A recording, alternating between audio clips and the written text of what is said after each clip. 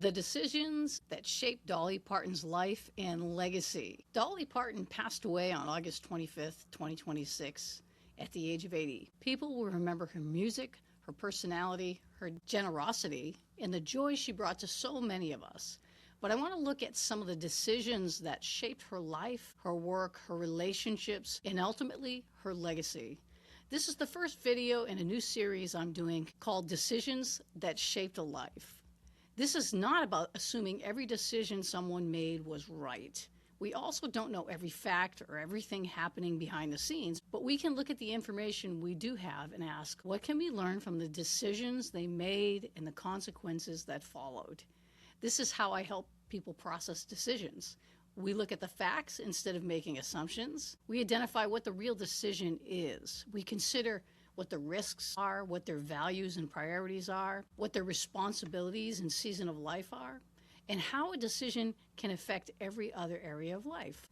So let's look at a few of Dolly's decisions. This one's about knowing when a season's over. In 1967, Dolly joined the Porter Wagoner Show, and that partnership gave her national exposure and helped establish her career. It was the right opportunity for that season of her life, but it wasn't supposed to last forever. Dolly agreed to stay on the show for 5 years, but she stayed for 7. She had become successful in her own right and wanted to pursue her own career. Leaving was a risk. She was walking away from a successful show, an established partnership, and a platform that had helped her become well known. But the real decision wasn't simply, should I stay or should I leave? It was, am I going to continue building someone else's vision, or am I going to take responsibility for what I believe I'm supposed to do? This is where considering your season can be very important. Something can be right for one season and wrong for the next. It doesn't mean the opportunity isn't good. It just means that your season's changed and it might not fit. So leaving also affected Dolly's relationship with Porter. There was obviously some tension between them, but instead of publicly attacking him, she wrote the song, I Will Always Love You.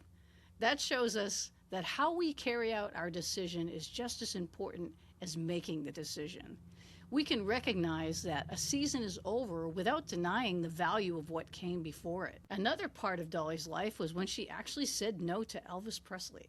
This decision involved that same song. Elvis wanted to record I Will Always Love You.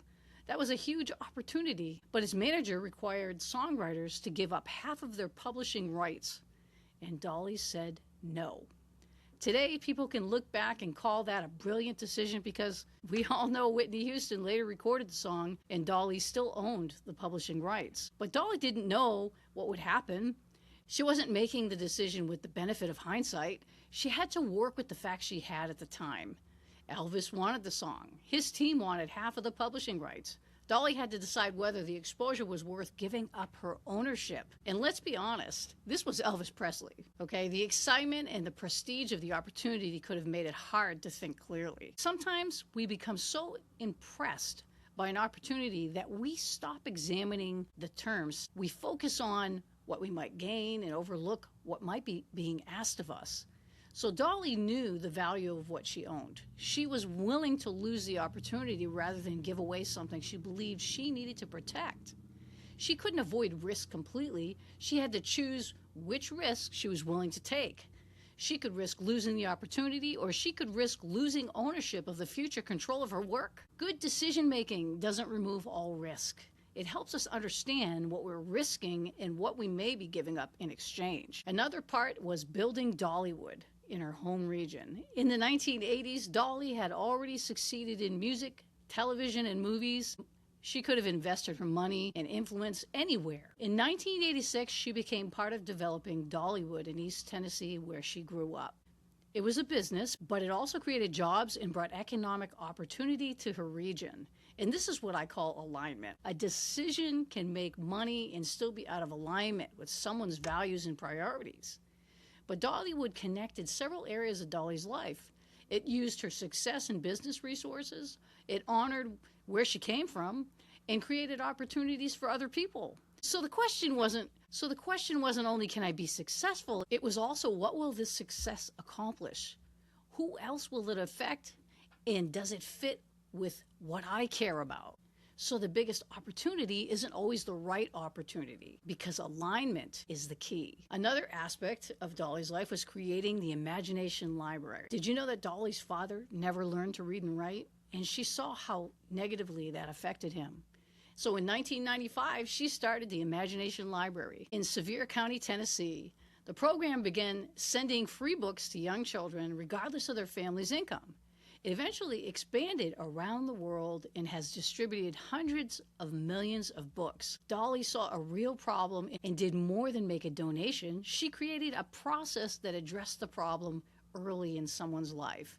So instead of waiting until someone reached adulthood and was already living with the consequence of not being able to read, the program put books into children's homes before they started school. This is part of good decision processing. We have to identify the actual problem, not just respond to symptoms that we see later. I also have a personal connection to the Imagination Library. A good friend of mine, who was also one of my clients, wanted to be a voice actor. And she ended up doing the voiceover for the Imagination Library commercial a few years ago. I encouraged her to get into voice acting, to take it from just being an idea and a dream to making it a reality. And she ended up being part of the work that Dolly created. And just about a year ago, my granddaughter was born. I encouraged my daughter to sign her up for the Imagination Library, and she did. So this one decision reached my own life in two completely different ways, through someone I encouraged to pursue her gifts and through my granddaughter. Dolly used her money, influence, organization, and personal experience to solve a problem she understood, and that's stewardship, taking care of what's been given to us in a way that honors God. Sometimes the problem we're equipped to help solve is connected to something we have already seen or experienced. The key is what we decide to do with it. Another thing that Dolly did was protect her marriage from public life. She and her husband, Carl Dean, were married for nearly 60 years, and before he passed away in 2025, her career was very public. Their marriage, though, was not. Carl didn't want to live in the spotlight, and Dolly didn't require him to become part of her public image. We don't know everything that happened inside their marriage, so I'm not going to pretend that we can analyze it from the outside, but we can see that they maintained a clear boundary between her public career and her private life.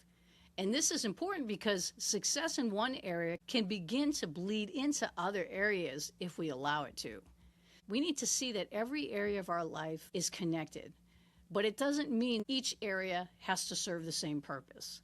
A business may need more visibility, but a marriage needs privacy. Leadership may require availability, but healthy boundaries require limits. Protecting what we care about often requires deciding what we will not give up, even for something good. When we put all of Dolly's decisions together, we can actually see a pattern. Dolly left a successful partnership when that season ended. She had to discern that. She turned down major opportunity because she wasn't willing to give up ownership of her work. She invested in a business that benefited the place where she grew up, giving back. She turned her father's struggle with reading into a program that gave books to children so she wouldn't ever have to see somebody in that pain again. And she protected her marriage from the demands of a public career. These decisions involved different areas of her life, but they reflected consistent values: responsibility, ownership, family, generosity, and faithfulness to her gifts and helping other people. She couldn't know exactly how each decision would turn out. None of us can. The goal, though, wasn't for her to be certain about everything. It was to find clarity and confidence based on the facts that she had at the time and what she cared about the most. It also depended on the season that she was in. Did it really fit her life at the time? What was she responsible for and the consequences she was willing to accept? When someone passes away, we often think about what they accomplished, but their legacy was built over time through the decisions that they made. So here's the question I want to leave with you today. Are the decisions you're making today aligned with the life and the legacy that you want to build?